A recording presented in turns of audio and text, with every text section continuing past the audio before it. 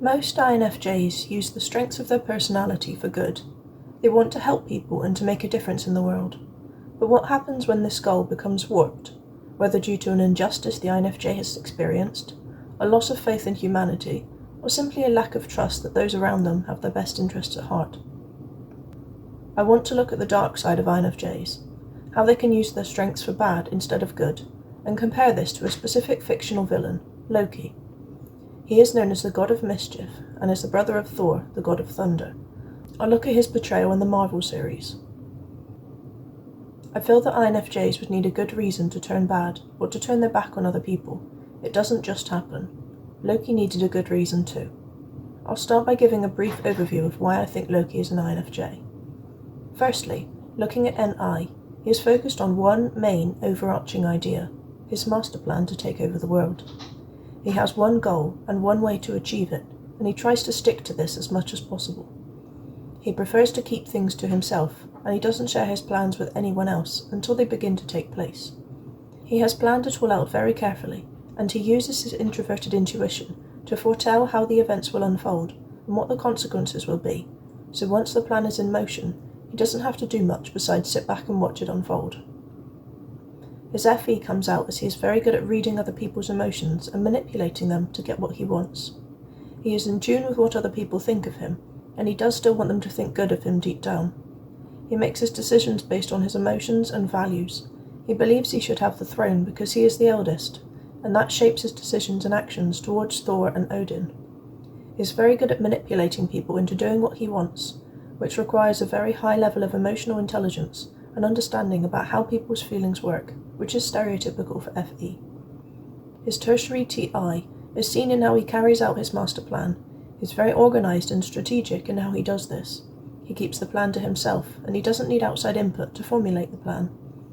He is also very concise in his communication, which is a common part of TI. He is straight to the point and eloquent in how he speaks.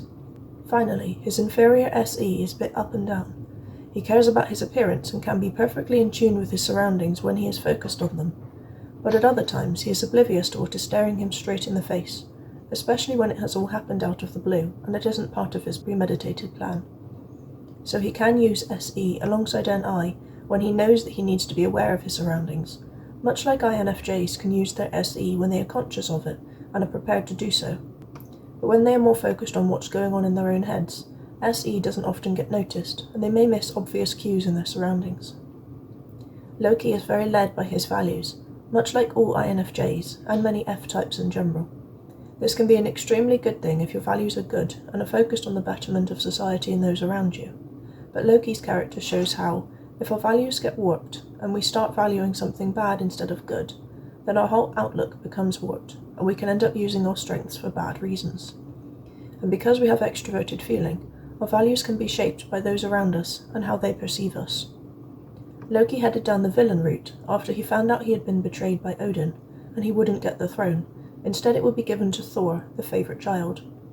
FE makes us seek external validation, and if we don't work on this and teach ourselves that what other people think of us does not define us, then we can end up with a twisted view of ourselves if other people also have a twisted view, which in turn twists our value system, because we no longer value those close to us who have betrayed us.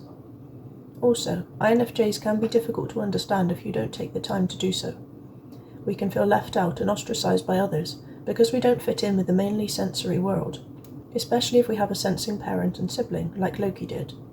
He never felt understood by them, which is a huge deal for INFJs, and that can, in extreme circumstances, lead to INFJs turning their back on their family and forging their own path.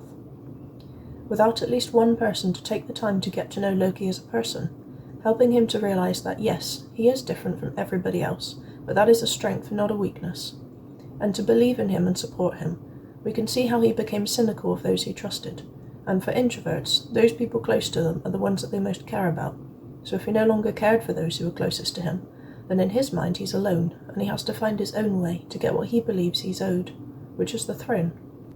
I hope that this was interesting, breaking down an INFJ villain and understanding what may have caused him to choose that route.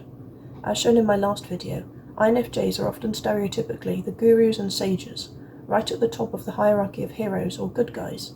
so I thought it would be an interesting study to look at one who decided to use his strengths of his personality for bad rather than good. Thank you for your time.